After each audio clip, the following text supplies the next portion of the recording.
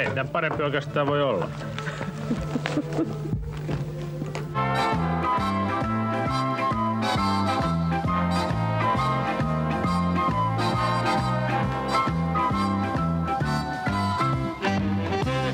Toimittajamme Osmo Tekoniemi on sillä paikalla.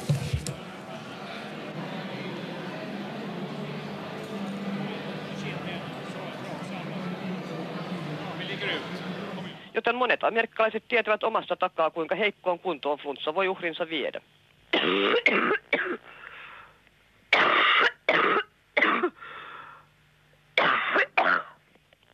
Haloja. Me osaa sanoa miksi, mutta kuuluvat tähän eurooppalaiseen kevätjuhlaperinteeseen, joka ilmeisesti liittyy taas hedelmällisyysasioihin.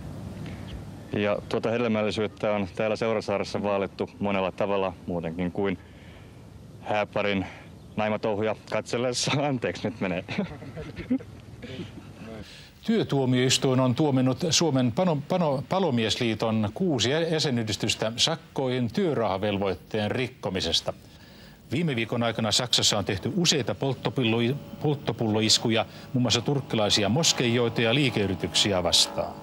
Suomi, Saksa ja Ranska kehottavat toimittajia pysymään poissa filippiiniläiseltä Holon saarelta, jossa muslimisissit pitävät panttivankeina 21 turistia.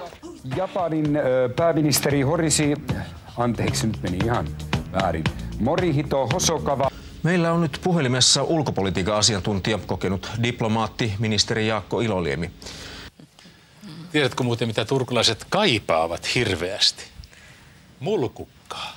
Jaha. Kun turkulainen menee aamulla töihin, hän ensimmäisenä kysyy, onko mulkukka soittanut.